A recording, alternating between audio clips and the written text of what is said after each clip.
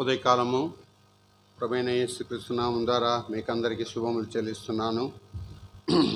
கர்த்தருடைய நாளிலே உங்கள் யாவருக்கும் என்னுடைய வந்தனத்தையும் நன்றியும் தெரிவித்துக் கொள்கிறேன். ఉదయకాలం ఆరాధన నిమిత్తమై ఏప్రిల్కి రాసిన పత్రిక 2వ అధ్యాయము మొదటి 10 వాక్యములను ఉత్తర ప్రత్యుత్తరంగా చదువుకుందాం. இந்த காலை ஆராதனைக்கு தியானமாக எபிரேயருக்கு எழுதின நிருபம் 2ஆம் அதிகாரம் முதல் 10 வசனங்கள். Hebrews chapter 2 verses 1 to 10. కావున మనము వినిన సంగతులను విడిచిపెట్టి కొని పోకుంటున్నట్లు వాటి యందు మరి విశేష జాగ్రత్త కలిగి ఉండవలేను. ஏனெனில் தேவதூதர் மூலமாய் சொல்லப்பட்ட வசனத்திற்கு விரோதமான எந்த செய்கைக்கும் கீழ்ப்படியாமல் நீதியான தண்டனை வரத்தக்கதாக அவருடைய வசனம் உறுதிப்பட்டிருக்க, ఇంత గొప్ప రక్షణను మనం నిర్లక్ష్యం చేసిన ఎడలా ఎలాగో తప్పించుకుందాము. అట్టి రక్షణ ప్రభు బోధించుట చేత ఆరంభమై அடையாளங்களினாலும் அற்புதங்களினாலும் பலவிதமான பலத்த செய்கைகளினாலும் தம்முடைய சித்தத்தின்படி பகிர்ந்து கொடுத்த பரிசுத்த ஆவின் வரங்களினாலும் தேவன் தாமே சாட்சி கொடுக்கிறமாய் உள்ள பிரதான ரட்சிப்பை குறித்து நாம் கவலையற்றிருப்போம். தண்டனைக்கு எப்படி தப்பித்துக் கொள்வோம்? మనము మాట్లాడుచున్న రాబో లోకమును ఆయన దూతలకు లోబరచలేదు. ஒரு இடத்திலே ஒருவன் சாட்சியாக, மனுஷனை நீ நினைக்கிறதற்கு மனுஷகுமாரனை நீர் విచారిக்கிறதுకు அவன் ఎమ్మాత్రం వాడే పెట్టవాడు. నీవు దేవదూతల కంటే వాణ్ణి కొంచెం తక్కువ వానిగా చేస్తేవి, మహిమా ప్రభావంతో వానికి కిరీటం ధరింపచేసితివి. నీ చేతి పనుల మీద వానికి అధికారం అనుగ్రహించితివి. వాని పాదముల క్రింద సమస్తమును 8 சகலத்தையும் அவனுக்கு கீழ்ப்படுத்தினார் என்ற விஷயத்திலே அவனுக்கு கீழ்ப்படுத்தாத பொருள் ஒன்றுமில்லை. அப்படி இருந்தும் இன்னும் அவனுக்கு சகலமும் கீழ்ப்படியிருக்க காணோம். దేవుని కృప వలన ఆయన ప్రతి మనిషిని కొరకు మరణమును అనుభవించినట్లు దేవదూతల కంటే కొంచెము తక్కువ వాడుగా చేయబడిన యేసు మరణం పొందినందున మహిమా ప్రభావంతో కిరీటము ధరించిన వానిగా ఆయనను చూస్తున్నాము. ஏனென்றால் தமக்காகவும் தம்மாலே சகலத்தை உண்டாக்கினவர் அநேக பிள்ளைகளை மகிமையிலே கொண்டு வந்து சேர்க்கையில் அவருடைய ரட்சிப்பின் அதிபதி உபத்திரவங்களினாலே பூர்ணப்படுத்துவதற்கு அவருக்கு ஏற்றதாயிருந்தது. ప్రభు సహాయం నిమిత్తం ప్రార్థన చేసుకుందాం. దేవునుடைய ఉదవికాக జెబిపోం. ప్రేమ నమ్మకం గల పరలోక తండ్రి, జీవంగల దేవా, స్తోత్రం ప్రభా. ఉదయకాలం పునరుద్ధాన దినం బట్టి 17వ తారీఖులో తండ్రి, 8వ నెలలో తండ్రి మమ్మల్ని సమకూర్చి సజీవంగా ఉంచిన దాన్ని బట్టి స్తుతిస్తున్నాను తండ్రి. ప్రభా, మీ సన్నిధి మాకు దయచేసి ప్రభా, ఈ దినం ప్రభుదినంగా తండ్రి మీ సన్నిధానంలో సాగిలపడుచున్నాం. ప్రభా, మీ కృపావాచలు దయచేయం తండ్రి. ధ్యానింపబడిన వాక్య భాగంలో మీ కనికరము దయచేయబట్టకు ప్రభా, మా నోటిని ముట్టి మీ స్వరమును వినిపించబట్టకు, మీ చిత్తం నెరవేర్చబట్టకు సహాయం దయచేయం. నిష్పుణ దాస్తులమని ఒప్పుకొంచున్నాం. మీరు మా తోడు ఉండకపోతే మేము ఏం చేయలేమని ఒప్పుకొంచు. మీ కనికరం మీదనే ప్రభా మేము ఆధారపడి ఆత్మ ద్వారా తండ్రి ప్రేరేపింపబడి సంఘమును ఉజ్జింపచేసి ఆత్మతో సత్యంతో ఆరాధించే అనుభవంలో తండ్రి ప్రభా నడిపించబట్టకు నాయకత్వం దయచేయమని ప్రార్థిస్తున్నాం. అంధకార శక్తులను తప్పించము. తెచ్చిన బిడ్డలను బట్టి స్తుతిస్తున్నాం. రానైన వారిని సకాలం నడిపించము తండ్రి. తర్జుమాలో జ్ఞాపకం చేసి మీ దాసుని వాడుకొనమని ప్రార్థిస్తున్నాం దేవా. సమయం మాకు ప్రయోజనకరంగా తెచ్చి మీ నా మహింపరచబట్టకు సమస్తమును మీ ఆధీనం సమర్పించుకుంటూ కాలం సమయం ఆధీనంలో ఉంచుకొని మమ్మల్ని నడిపించమని యేసుక్రీస్తు నామమున ద్వారా వేడుకొంచున్నాం పరమ తండ్రి, ఆమేన్. ఇది ఎబ్రిల్కి రాసిన పత్రిక. అపోస్తలుడైన పౌలు ఆ యొక్క పాలస్తీనా దేశంలో ఉండగా అది వ్రాయబడినది. ஆகவே பலஸ்தீனா தேசத்திலே பவுலடியார் இருக்கும்போது இந்த எபிரேய நிருபத்தை அவர் எழுதியிருக்கிறார். కనుక ఈయన ఎందుకు అక్కడ ఉన్నాడంటే, ఆఖరి తన యొక్క సువార్త దండయాత్రలో ఆయన యెరూషలేముకు వెళ్ళవలసి ఉన్నది. ఆ దినాల్లో అక్కడ పాలస్తీనా జనాలను చూసి ఆయనకు ఈ ఉత్తరం రాయవలసిన అవసరం వచ్చి ఉన్నది. ஆகவே அவர் தன்னுடைய இறுதி வாழ்க்கையின் இறுதியிலே மிஷனரியாக எருசலேமுக்கு போக வேண்டும். பலஸ்தீனா தேசத்தில் உள்ள எபிரேய விசுவாசிகளுக்கு இந்த நிருபத்தை எழுத வேண்டிய ஒரு அவசியம் ஏற்பட்டது. కనుక పాలస్తీనా అనగా అక్కడ ఎబ్రీలు నివసించే దేశంగా ఉంటున్నది. ஆக பலஸ்தீனா என்ற பொதுவாக சொல்லும்போது அங்க யூத விசுவாசிகள் வாழ்ந்திருந்தார்கள். అంటే ఎబ్రీలు అంటే యూదులే. ஆகவே எபிரேயர் என்று சொன்னால் யூதர்களுக்கு தான் அது பொருள்படுத்துதா ఎబ్రి భాష మాట్లాడేవారు కనుక యూదులు అక్కడ ఉన్నారు. ஆகவே எபிரேய மொழியை பேசக்கூடிய யூதர்கள் என்று சொல்வதினாலே எபிரேயர் என்ற పదం இருக்கிறது. కనుక ఇది యెరూషలేముకు పై భాగంలో ఉన్నది. Jericho west bank of India, west బ్యాంకులో ఆ ప్రాంతంలో ఉన్న ఆ ప్రాంతం అది. ஆகவே வடகிழக்கிலே இருக்கக்கூடிய இடத்திலே இந்த பலஸ்தீன தேசம் இருக்கிறது. ఇంకొక మాటలో చెప్పాలంటే కానాన్ దేశం అని కూడా చెప్పవచ్చు. இன்னொரு விதத்தில் சொல்ல வேண்டும் என்றால் కానాన్ దేశం என்றும் சொல்லப்படலாம். కనుక ఇది అలాంటి సమయంలో యూదులు ఏం చేశారంటే క్రైస్తవత్వంలో విశ్వాసంలో ఉన్నప్పుడు ఆ యొక్క రెండవ దేవుని మందిరం, ఆ యొక్క యెరూషలేము మందిరం, సొలొమోను కట్టించిన ఆ మందిరం పడగొట్టబడిన సమస్యలో యూదులు వారిని ఎంతో ప్రలోభపరిచి మరలా క్రైస్తవత్వం నుండి యూద మతమునకు తిప్పుతున్నారు. ஆகவே இங்கே பார்க்கிறோம், இயேசு கிறிஸ்துவை நம்பினவர்கள் மறுபடியுமாக எபிரேய யூத மதத்தினுடைய சடங்குகளுக்கு அந்த விசுவாசிகள் திரும்ப போகிறார்கள். కనుక ఆ తిరిగిపోతున్నారని ఉద్దేశించి పౌలు గారు వారికి ఉత్తరం రాస్తున్నాడు, అలా చేయకూడదు. ஆகவே எபிரேயர் ஆக்கியோன் என்ன சொல்கிறான் என்றால், ஆகவே சிறந்ததை விட்டு மறுபடியுமாக சடங்குகளுக்கும் பல பலிகளுக்கும் நீங்கள் போக கூடாது என்று கூறுகிறார். కనుకనే ఆయన ఈ రీతిగా వారికి హెచ్చరించుతున్నాడు. ఈ యొక్క ఆ ఎబ్రీ పత్రికలన్నిటిలో కూడా ఆయన ఏం చెప్తున్నాడు అంటే, క్రీస్తు ఆరాధనకు పాత్రుడైన ఒకే ఒక దేవుడు ఆయన దూతల కన్నా ప్రభావం కలిగిన వాడని. ஆகவே இந்த நிருபத்தில் வாசிக்கும்போது எல்லாரை விட தேவ தூதர்களை விட கிறிஸ்து மிக சிறந்தவர், உன்னதமானவர், அவரை ஆராதிக்க வேண்டும். రెండవదిగా క్రీస్తు యొక్క యాజకత్వం శ్రేష్టమైనదని చెప్పాడు. ஆகவே கிறிஸ்துவனுடைய ஆசாரிய ஊழியம் அதை மேன்மையானது, கனமானது என்று கூறுகிறார். క్రీస్తు నిత్యమైన ఒకే బలి చెల్లించి నిన్ను నన్ను రక్షించనని సెలవిచ్చాడు.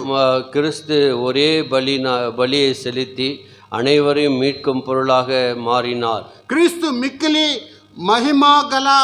మహిమకరమైన ఒక నిబంధనకు మధ్యవర్తిగా మనకు దేవునికి ఆయన నిలబడినని హెచ్చరించాడు. ஆகவே கிறிஸ்து ஒரு சிறந்த மத்தியஸ்தராக, நமக்கும் தேவனுக்கும் மத்தியஸ்தராக அவர் சிறந்து விளங்குகிறார் என்று காட்டுகிறார். ఈ యొక్క మొదటి అధ్యాయంలో ఈ కార్యములన్నీ మనం చూడవచ్చు. இந்த முதலாம் அதிகாரத்திலே இவைகள் எல்லாம் நாம் பார்க்க முடியும். కనుకనే వారు అలా తిరిగిపోకూడదని వారి గురించి ఎంతో చింతాక్రాంతుడై ఈ ఎబ్రీల్ పత్రిక అంతా రాశాడు. ஆகவே இதை எல்லாம் மனதிலே கருத்தை வைத்து அவர்கள் எப்படியாகிலும் இயேசுவை அறிந்த பிறகு பின்னோக்கி போகக்கூடாது, வழிமுறைகளை யூத மதத்தையும் பின்பற்றக்கூடாது என்ற ஒரு కార్యத்தை இங்கே இந்த నిరుబంగలిలే எடுத்து కాண்பிக்கிறார். కనుక మనం ధ్యానింపబడిన రెండవ అధ్యాయంలో మనం గమనిస్తున్నది ఏమనగా, అది దేవుని మాట దృఢపరచబడెను, గాడ్స్ వర్డ్ ఇస్ ష్యూర్ అని చెప్తున్నాడు. ஆகவே இரண்டாம் அதிகாரத்திலே அவர் கூறுகிறார்,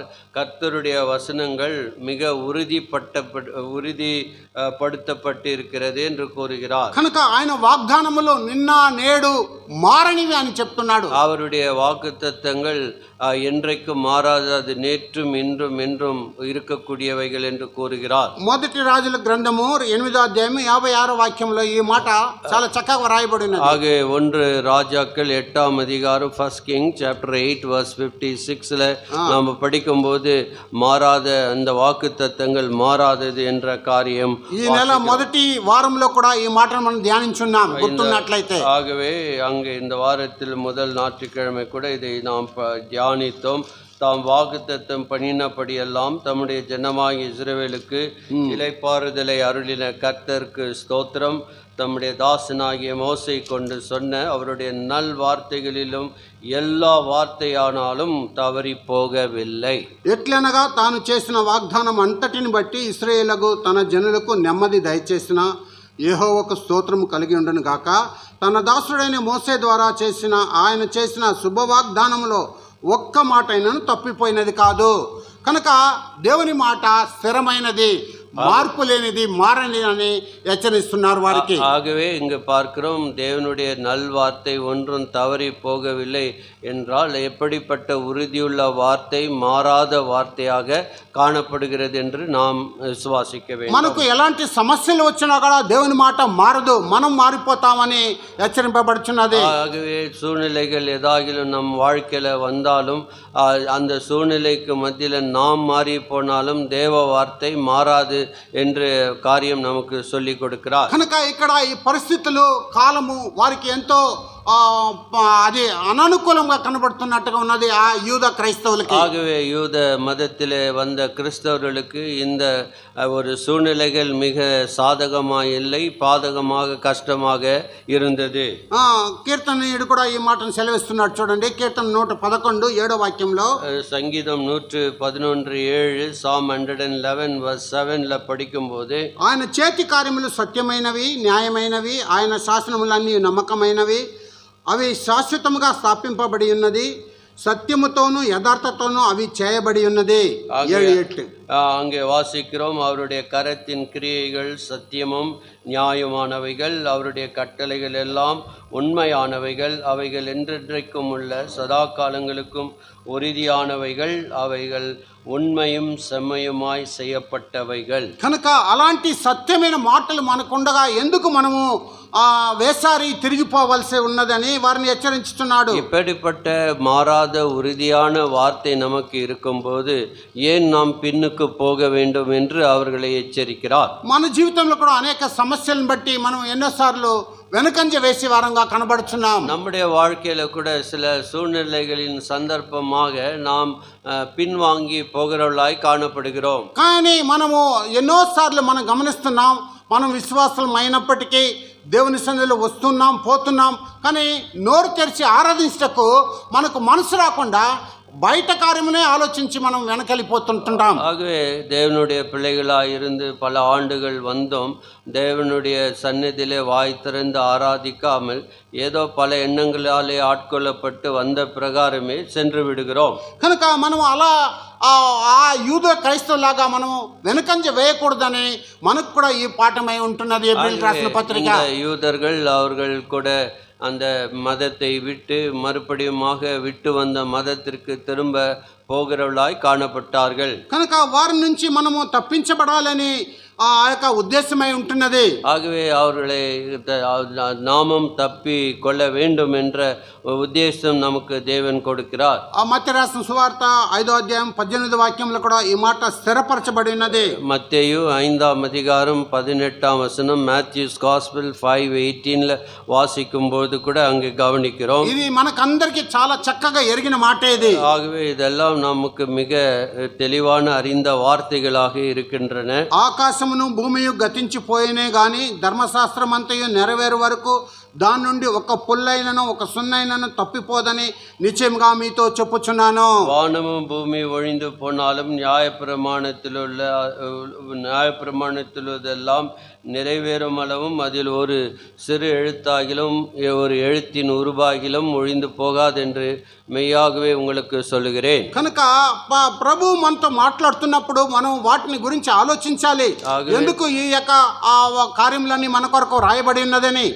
இதெல்லாம் நாம் வாசிக்கும் போது நமக்குள்ளே ஒரு கேள்வி வர வேண்டும், ஏன் தேவன் இவைகள் எல்லாம் நமக்காக இப்படி எழுதியிருக்கிறார். కనుక మనము అలాంటి అనుభవంలో ఉన్నామా అని ఒకసారి వెనక్కి తిరిగి చూసుకొనవలసిన వారమై కూడా ఉంటున్నాం. நாம் பின்னோக்கி இவைகள் எல்லாம் நாம் நிலை கொண்டு இருக்கிறோமா என்று பார்க்கக்கூடிய சோதிக்க வேண்டும். అపోస్తలుడు పౌలు రోమీ పట్టణం కూడా ఈ మాటను రాసినట్టు చూడండి. రోమిలకు రాసిన పత్రిక 4వ అధ్యాయం 16వ వాక్యము. ரோமருக்கு எழுதின நிருபம் 4వ அதிகாரம் 16వ வசனத்தில் கூட ரோமர் நிருபத்தை எழுதும்போது விசுவாசிகளுக்கு இப்படி எழுதுகிறார். Roman chapter 4:16. ఈ హేతువు చేతను ఆ వాగ్దానము యావత్ సంతతికి అనగా ధర్మశాస్త్రము గల వారికి మాత్రము కాక అబ్రహాముకున్నట్టి విశ్వాసం గల వారికి కూడా దృఢము కావాలని కృపను అనుసరించినదై ఉండునట్లు అది విశ్వాస మూలమైన దాయను. ஆதலால் சுதந்திரமானது கிருபையினால் உண்டாயிருக்கிறது இருக்கும்படிக்கு அது விசுவாசத்தினாலே வருகிறது. நியாய பிரமாணத்தை சார்ந்தவர்களாகிய சந்ததியாரும் மாத்திரமல்ல, நாம் எல்லோரும் தகப்பனாகிய ஆபிரகாமுடைய விசுவாசத்தை சார்ந்தவர்களான எல்லா சந்ததியாருக்கும் அந்த வாக்கு தத்துவமும் நிச்சயம் இருக்கும்படிக்கு அப்படி வருகிறது. కనుక అబ్రహాముకున్నట్టు విశ్వాసం గలవారికి కూడా ఈ దృఢ నిశ్చయం కావాలని ఈయన హెచ్చరించుచున్నాడు. இங்கே வாசிக்கிறோம், ஆபிரகாமுடைய விசுவாசத்தை சார்ந்தவர்களாக இருக்கக்கூடிய அவருடைய எல்லா சந்ததியாருக்கும் இது இருக்கிறது. కనుక యేసు క్రీస్తు ప్రభునందు మనము పాప క్షమాపణ పొంది ఆయన రక్తంలో కడుగబడిన మనకు కూడా ఇది చెల్లునని మనము తెలుసుకొనవలెను. இயேசுவின் இரத்தத்தாலே பாவங்கள் கழுவப்பட்டு அவருடைய பிள்ளையாக நாம் இருக்கிறபடியால் இந்த காரியம் நமக்கும் உரியதாக இருக்கிறது. కనుక ఇలాంటి విషయంలో మనం జాగ్రత్త కలిగి, అందుకే మనం మొదటి వాక్యంలో చూస్తున్నాం, మనము ఆ వినిన సంగతులను కొట్టుకొని పోకుండానట్లు వాటి యందు మరి విశేష జాగ్రత్త కలిగి ఉండవలెనని. ஆகவே எபிரேயர் 2ஆம் அதிகாரத்திலே நாம் வாசிக்கிறோம், வசனத்துக்கு விரோதமாய் எந்த செய்கையும் கீழ்ப்படியாமல் நீதியான தண்டனை வரத்தக்கதாக அவருடைய வசனம் உறுதிப்பட்ட முதலாவது வசனத்துக்கு கேட்டவைகளை விலகாதபடிக்கு அவைகளில் மிகுந்த ஜாக்கிரதையாய் கவனிக்க வேண்டும். కనుక మనం వినిన వాటిని జాగ్రత్తగా గమనించి అనుసరించి వాటిని అనుభవంలో తీసుకురావాలని హెచ్చరింపబడుతున్నాం. கேட்டவைகளை நம்முடைய வாழ்க்கை ரீதியிலே செய்யக்கூடிய நிலைமையிலே அந்த வார்த்தைகளை அபியாசிக்க வேண்டும். కనుక ఒకవేళ విడిచిపెట్టి మనం పాత విశేషమైన పాత ప్రాచీన పురుషుని అనుసరించి మనం ఆ యొక్క ప్రాయశ్చిత్తమును మిదిలి వెనకెళ్ళిపోతే మనకేమవుతుంది? ஒருவேளை கேட்டவைகளை விட்டு விலகி பின்வாங்கி போவோமெனால் என்ன நடக்கும்? పాపం వలన వచ్చి జీతం మరణం అంటున్నాడు బైబిల్ గ్రంథము. ஆகவே பாவத்தினுடைய விளைவு மரணம் என்று, சம்பளம் மரணம் என்று வாசிக்கிறோம். The wage of sin is death అంటున్నాడు. ஆகவே பாவத்தினுடைய சம்பளம் மரணம். మనకు తెలిసిన సంగతే, రోమీయులకు రాసిన పత్రిక 6:23లో ఆ మాట ఉన్నది. ரோமர் 6:23 கூறப்பட்ட பிரகாரம் మనము ఆ యొక్క మరణానికి పాత్రలు కాకుండా ఉండవాలని మనల్ని హెచ్చరింపబడుచున్నాం. ஆகவே அந்த மரணத்து சிக்ஷைக்கு பாத்திரராய் இருக்க கூடாது என்று தேவன் நமக்கு எழுதுகிறார். కనుక మనం గమనించినట్లయితే ఇక్కడ songs of Solomon, songs of విలాపు, ఒక నిమిషం, புலம்பல் என்ற நிருபம், விலாப்பு, லாமெண்டேஷன், ప్రసంగిలో 2వ అధ్యాయం 26 వాక్యంలో కూడా ఈ మాట కనబడుచున్నది. ప్రసంగి ఎక్లియాస్టిస్ చాప్టర్ 2 వర్స్ 26 మన్నికను. ఏలనగా దైవ దృష్టికి మంచివాడుగా నుండువానికి దేవుడు జ్ఞానమును తెలివిని ఆనందమును అనుగ్రహించును. అయితే దైవ దృష్టికి ఇష్టడగువానికి ఇచ్చుటకై ప్రయాసపడి పోగు చేయు పనిని ఆయన పాపాత్మకు నిర్ణయించును. ఇది వ్యర్థము గాను ఒకడు గాలికై ప్రయాసపడినట్టుగాను ఉన్నదని సొలొమోన్ రాజు సెలవిస్తున్నాడు. தேவன் பிரசங்கி 2:26 தேவன் தமது பார்வைக்கு நல்லவனாய் இருக்கிறவனுக்கு ஞானத்தையும் அறிவையும் இன்பத்தையும் அளிக்கிறார். பாவம் செய்கிறவனுக்கோ தமது பார்வைக்கு நல்லவனாய் இருக்கிறவன் வசமாய் வைத்துவிட்டு போகும் பொருட்டு சேர்த்து குவித்தவைகளை தொல்லையை அவர் நியமித்திருக்கிறார். இதுவும் மாயை, மனதுக்கு சஞ்சலமாயிருக்கிறது. కనుక ఆ జ్ఞాని అయిన సొలొమోను ఈ మాట ఎంత చక్కగా వ్రాయబడి ఉన్నాడంటే, ஞானியாகிய சாலமோன் இவர் எவ்வளோ அருமையாக எழுதியிருக்கிறார். మంచివాడు మంచివానికి దేవుని జ్ఞానమును తెలివినిస్తదంట. ஆகவே அங்கே பார்க்கிறோம், தேவன் தம் பார்வைக்கு நல்லவனாய் இருக்கிறவனுக்கு தேவன் ஞானத்தையும் அறிவையும் இன்பத்தையும் அளிக்கிறார். అయితే దైవ దృష్టికి ఇష్టడగు వానికి ఇచ్చుటకై ప్రయాసపడి పోగు చేయబడిన ధనము ఆ యొక్క భక్తిహీనునికి ఆ బాధ్యతను ఇస్తున్నాడు. ஆகவே அவன் நல்லவனாய் இருக்கிற வசமாய் வைத்து விட்டு போகும் பொருட்டு சேர்த்து குவித்து வைக்கும் தொல்லையை அவனுக்கு నియమిத்திருக்கிறார். కనుక ఇది కూడా మాయే లోకములో.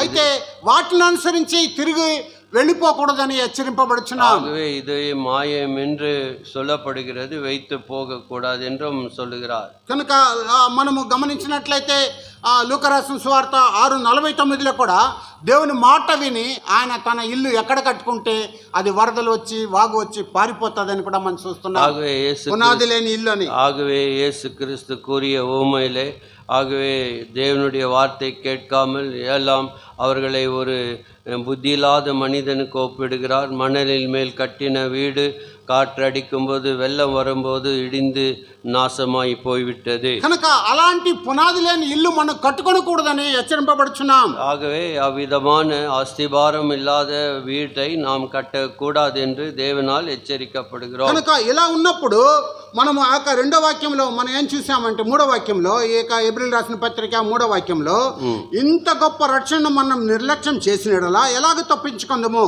అట్టి రక్షణ ప్రభు బోధించి చేత ఆరంభమై దేవుడు తన చిత్తానుసారం సూచక్రియ చేతను మహత్కార్యముల చేతను నానా విధములైన అద్భుతం చేతను వివిధములైన పరిశుద్ధాత్మ వరములను అనుగ్రహించుట చేతను వారితో కూడా సాక్ష్యం ఇచ్చుచుండగా వినిన వారి చేత మనకు దృఢపరచబడెను.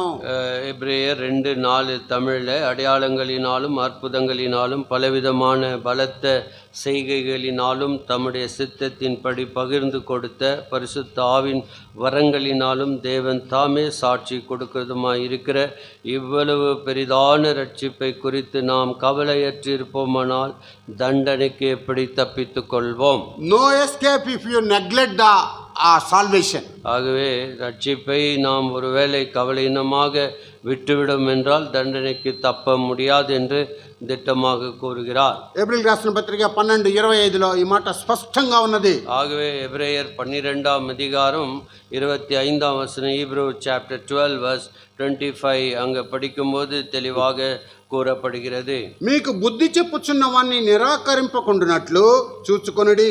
వారు భూమి మీద నుండి బుద్ధి చెప్పిన వాణ్ణి నిరాకరించినప్పుడు తప్పించుకొనక పోయిన ఎడల పరలోకము నుండి బుద్ధి చెప్పుచున్న వాణ్ణి విసర్జించు మనము தப்பிச்சுக்கொண்டு போட்ட மறு நிச்சயம் கதா. பேசுகிறவருக்கு நீங்கள் செவி கொடுக்க மாட்டோம் என்று விலகாதபடி எச்சரிக்கையாயிருங்கள். ஏனெனில் பூமியிலே பேசினவருக்கு செவி கொடுக்க மாட்டோம் என்று விலகினவர்கள் தப்பி போகாமல் இருக்க, பரலோகத்திலிருந்து பேசுகிறவரை நாம் விட்டு விலகினால் எப்படி தப்பிப்போம்? కనుక ఈ కార్యములన్నీ కూడా మనం తప్పించుకోవడానికి దేవుడు మార్గం సిద్ధపరుచున్నాడు. కనుక అందరూ దేవుని సన్నిధిలో ఉండాలని దేవుడు ఇష్టపడుతున్నాడు. కనుక பவுல் கூட அதே எச்சரிக்கையிலோ ఈ యొక్క யூதருக்கு రాస్తున్నాడు. ஆகவே ஆண்டவர் ஒருவரும் வழி தப்பி போகாதபடிக்கு இருக்கிறபடியால் பவுலும் கூட இதை ஞாபகத்தில் கருத்தாய் வைத்து எழுதுகிறார். కనుకనే వారు అలాంటి అనుభవం రావాలని, తిరిగి రావాలని వారిని హెచ్చరిస్తూ ఈ యొక్క పత్రికను రాస్తున్నాడు. ஆகவே மறுபடியுமாக விட்டு போன பாதையிலே வர வேண்டும் என்று அவளை குறித்து எழுதுகிறார். మనం ఇంటికి వెళ్ళి చదవండి, సమయం లేదు. ఆమోస్ గ్రంథం 5:18, 19, 9 కూడా చదివి చూస్తే వాళ్ళు ఎలాగా తప్పించుకున్నప్పుడు కూడా అది విడవకుండా వారిని ఆ పాపం పట్టుకుంటుందని వ్రాయబడి ఉన్నది. ஆமோஸ் 5:18, 19 நேரமில்லை, வீட்டிலே எடுத்து வாசியுங்கள். அவர்கள் எப்படி தப்பித்து கொள்ள முடியவில்லை என்ற காரியத்தை அங்கே வாசிக்கிறோம். కనుక ఆ పాపం వారిని పట్టుకుంటుందని వ్రాయబడి ఉన్నది. అక్కడ பாவம் உன்னை தொடர்ந்து பிடிக்கும் என்ற பதம் சொல்லப்பட்டு இருக்கிறது. కనుక మనం గమనించి దేవుని సన్నిధిలో దేవునికి అనుకూలంగా ఉండలాగున మనము అలాంటి అనుభవమును ఎరిగి దేవుని సన్నిధిలో ఆరాధించవలేను. ஆகவே இதெல்லாம் அறிந்து நாம் ஆண்டவரை துதிக்க கடமைப்பட்டு இருக்கிறோம். కనుక మనం గమనించినట్లయితే ఇప్పుడు 4వదిగా చూసినట్లయితే దేవుని చిత్తమై ఉంటున్నది ఇదంతా కూడా. ஆகவே தேவனுடைய 4வதாக தேவ சித்தமாய் இருக்கிறது. కనుక రోమిల్కి రాసిన పత్రిక 12:2లో ఈ మాటను స్పష్టంగా పౌల్ గారు రాస్తున్నాడు. ரோமர் 12:2 రోమన్ చాప్టర్ 12 verse 2 పౌలు எழுதுகிறார். కనుక గమనించినట్లయితే మనం 2వ వాక్యంలో, మీరు ఈ లోక మర్యాదను అనుసరింపక ఉత్తమమును అనుకూలమును సంపూర్ణమైన దేవుని చిత్తమేదో పరీక్షించి తెలుసుకున్నట్లు మీ మనసు మారి నూతన మగుట వలన రూపాంతరము పొందుడి. நீங்கள் இந்த பிரபஞ்சத்திற்கு ஒத்த வேஷம் தெரியாமல் தேவனுடைய நன்மையும் பிரியமும் பரிபூரணமான சித்தம் என்னதென்று பகுத்தறியத்தக்கதாக உங்கள் மனம் புதிதாக்குறதினாலே மறுரூபமாகுங்கள். కనుక సంపూర్ణమైన దేవుని చిత్తం ఏదో పరీక్షించి తెలుసుకొనవలెను మనం. ஆகவே தேவனுடைய சித்தம் என்னதென்று பகுத்தறிய வேண்டும். ఏబ్రిల్ రాసిన పత్రిక 10:10లో కూడా ఈ మాట స్పష్టపరచబడి ఉన్నది. எபிரேயர் 10:10, Hebrew chapter 10 and verse 10, அதில் கூட இந்த வார்த்தைகள் கூறப்பட்டு இருக்கிறது. యేసుక్రీస్తు యొక్క శరీరము ఒక్కసారి అర్పింపబడి చేత ఆయన చిత్తమును బట్టి మనము పరిశుద్ధపరచబడి ఉన్నాము. இயேசு கிறிஸ்துவினுடைய சரீரம் ஒரே தரம் பலியிடப்பட்டதினாலே அந்த சித்தத்தின்படி நாம் பரிசுத்தமாக்கப்பட்டிருக்கிறோம். కనుక పరిశుద్ధపరచబడిన వారు మరలా అపవిత్రతకు పాలు పొందకూడదనని ఆ యొక్క అపోస్తలుని పౌలు యొక్క ఉద్దేశమై ఉన్నది. ஆகவே பிரித்தெடுக்கப்பட்டவர்கள் பரிசுத்தமாக்கப்பட்டவர்கள் பின்வாங்கி போய்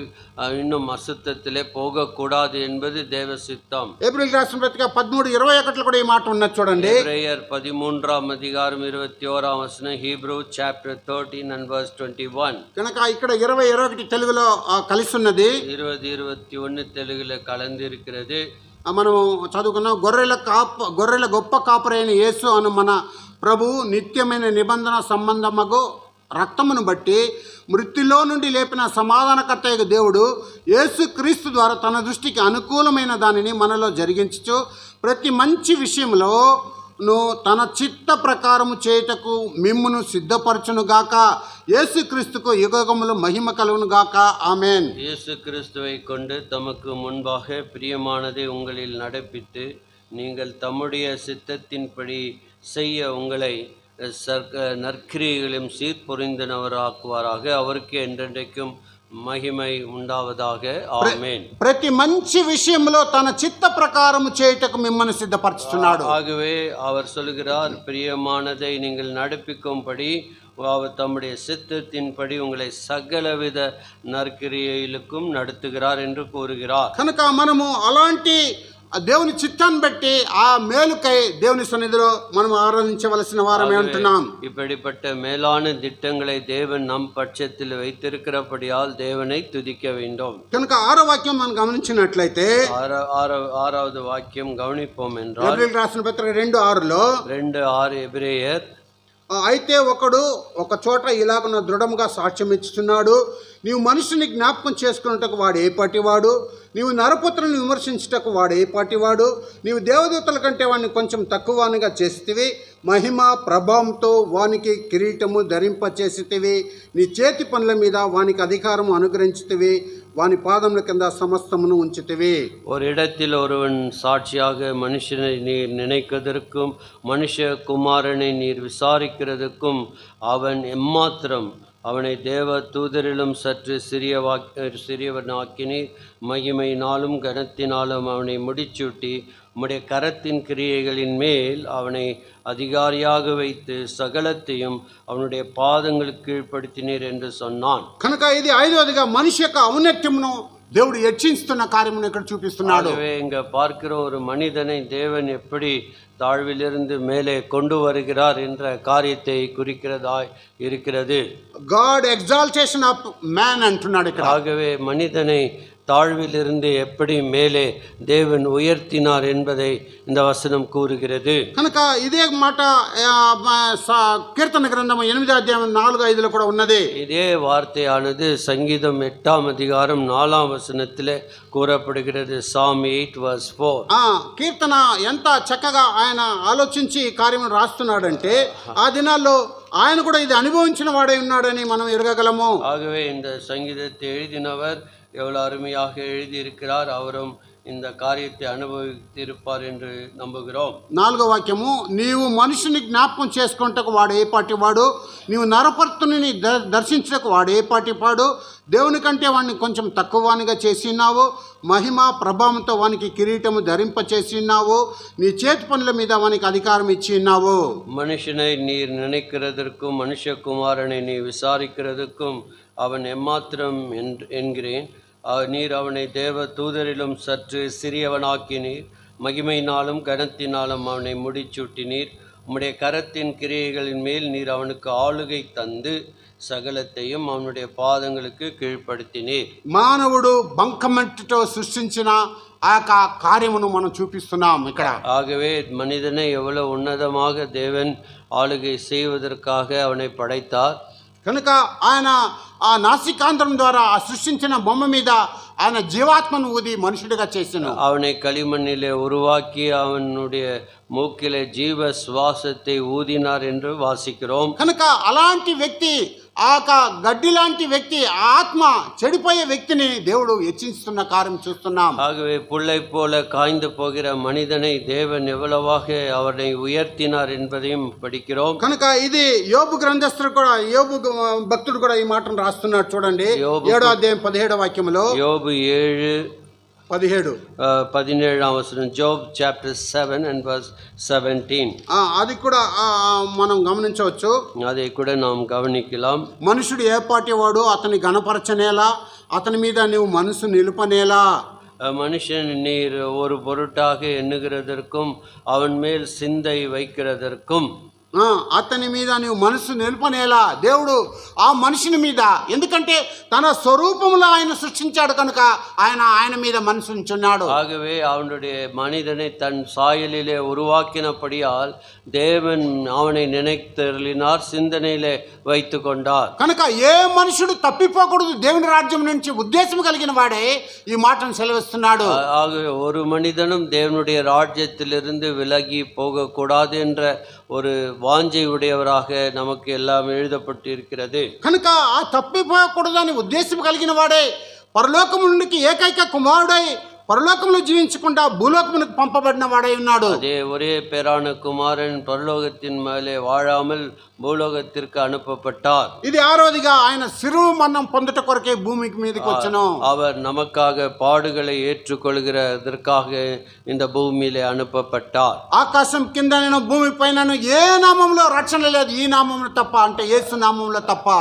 ரட்சிப்படைய இயேசு கிறிஸ்து நாமமே இல்லாமல் வேறொரு நாமம் భూమిలో கொடுக்கப்படவில்லை. కనుకనే ఇది 2వ అధ్యాయము హెబ్రీయులకు రాసిన పత్రిక 14:15లో ఈ మాటను మనకు స్పష్టంగా చూడగలము. హెబ్రీయర్ 8వ అధ్యాయం 2వ అధ్యాయము హీబ్రూ చాప్టర్ 2 14:15 14-15 వాసిக்கிறோம். కాబట్టి ఆ పిల్లలు రక్త మాంసములు గలవారైనందున ఆ ప్రకారమే మరణం యొక్క బలము గలవానిని, అనగా అపవాదిని మరణం ద్వారా నశింపచేయుటకు, జీవిత కాలమంతయు మరణ భయం చేత దాస్యమునకు లోబడిన వారిని విడిపించుటకును ఆయన కూడా రక్త మాంసములో పాలివాడేను, మానవ రూపం దాల్చెను. ஆதலால் பிள்ளைகள் மாம்சத்தையும் இரத்தத்தையும் உடையவர்களாய் இருக்க அவரும் அவர்களைப் போல மாம்சத்தையும் இரத்தத்தையும் உடையவரானார்.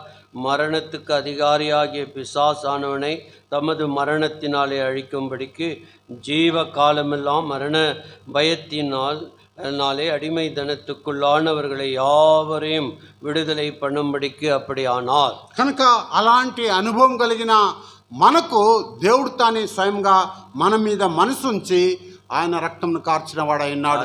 நம் மீது தேவன் மனம் இறங்கி நம்மை நினைத்து நமக்காக இரத்தத்தை சிந்தினார். కనుక మనసుని జ్ఞాపకం చేసుకుంటకు వాడు ఏ పార్టీ వాడని ఇక్కడ వ్రాయించినాడు. మనిదனை நினைப்பதற்கு அவன் எம்மாத்திரம்.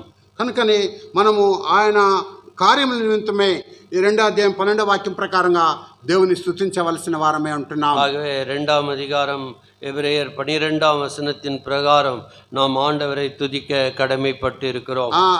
2వ భాగం 12లో 2వ భాగము, నీ నామమును నా సహోదరులకు ప్రచురిత్తును, సమాజం మధ్య కీర్తిని గానమును చేతును అని, మరియు నేను ఆయన నమ్ముకొని ఉందనని అంటున్నాడు. உம்முடைய நாமத்தை என் சகோதரருக்கு அறிவித்து சபை நடுவில் உம்மை துதித்து பாடுவேன் என்றோம்.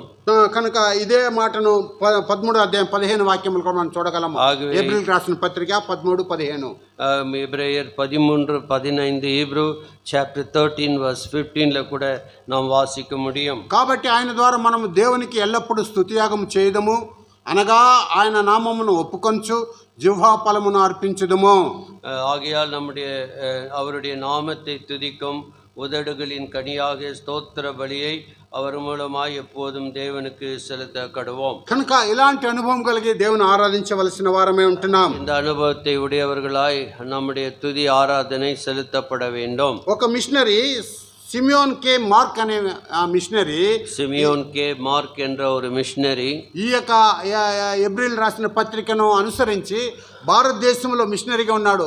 ఎక్కడ అస్సాము, నాగాలాండ్ ఆ ప్రాంతంలో. ஆகவே இப்போ இந்த வார்த்தையின் அடிப்படையில் அந்த மிஷனரி அசாம், நாகாலாந்து போன்ற அங்கே நார்த் ஈஸ்டர்ன் ஸ்டேட்டுக்குள்ளாக அவர் வாழ்ந்து வந்தார். అప్పుడు ఆ యొక్క ప్రజలు దేవుని నమ్మి వెనకబడినప్పుడు ఆ యొక్క కొండ జాతి వారు లేక ఆ యొక్క భయంకరమైన ఆ యొక్క రాక్షస ఆ యొక్క జనాంగము ஆகவே அவர்கள் வழி விலகி பின்வாங்கி போனவர்கள் ஒரு மிகவும் கொடூரமானவர்களும் மிக அதாவது நரராக காணப்பட்டார்கள். అప్పుడు ఆయన ఒక ఇంగ్లీష్ సాంగ్ ఒకటి రాశాడు అనమాట. அதே நேரத்தில் ஒரு ஆங்கில பாடலை எழுதினாராம். I have decided to follow Jesus, not turning back అని. ஆகவே இயேசுவின் பின்னே போக துணிந்தேன், பின்னோக்கி நான் என்று எழுதினார். కనుక ఈ వాక్యాన్ని అనుసరించి ఆయన ఆ కీర్తన ఆ యొక్క హ్యూమన్ రాశాడు. కనుక అలాంటి వెనుకబడిన స్థితిలో ఉండకుండా మనం దేవునికి ప్రీతికరమా, దేవుడు మనకు మనసుంచి ఆ యొక్క మనుషుని జ్ఞాపకం చేసుకున్నాడు. కనుక దేవుని సన్నిధిలో మనము హృదయపూర్వకంగా ఆరాధించవలసిన వారమే ఉంటున్నాం. ஆகவே நாம் பின்வாங்கி போகாமல் தேவன் நம்மை தாழ்விலே நினைத்து தூக்கி எடுத்த அந்த தேவனை மறவாமல் துதிகளின் கனிகளை கொடுத்து அவரை ஸ்தோத்திர பலினாலே ஆராதிக்க கடமைப்பட்டு இருக்கிறோம். దేవుడి వాక్యం దీవించును గాక. தேவன் இந்த வார்த்தைகளை ஆசீர்வதிப்பார்.